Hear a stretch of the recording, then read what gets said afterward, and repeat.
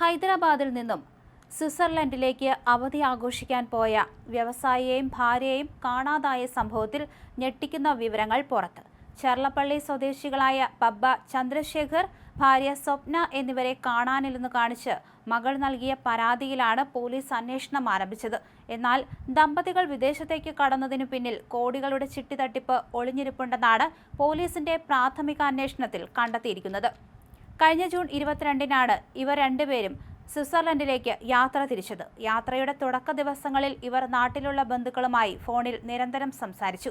എന്നാൽ ജൂലൈ 8-ന് ശേഷം ഇവരെക്കുറിച്ച് യാതൊരു വിവരവും ലഭിക്കാതായി. ദമ്പതികളെ ബന്ധപ്പെടാൻ കുടുംബാംഗങ്ങൾ പലതവണ ശ്രമിച്ചെങ്കിലും മൊബൈൽ ഫോൺ സ്വിച്ച് ഓഫ് ആയിരുന്നു. ഇതോടെ സോഫ്റ്റ്വെയർ കമ്പനി ജീവനക്കാരിയായ 23 വയസ്സുകാരി മകൾ ശ്രേയ ചെർലപ്പള്ളി പോലീസിൽ പരാതി നൽകുകയായിരുന്നു.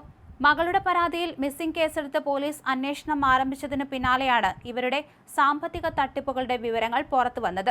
നാട്ടിൽ ചിട്ടി ഫണ്ടും ധനകാര്യ സ്ഥാപനവും ഇവർ നടത്തിയിരുന്നു.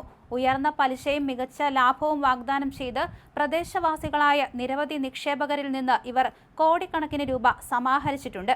പിന്നീട് ദമ്പതികൾ ഇവരെ പറ്റിച്ച് സ്ഥലം വിടുകയായിരുന്നുവെന്നാണ് ഏവരും പറയുന്നത്.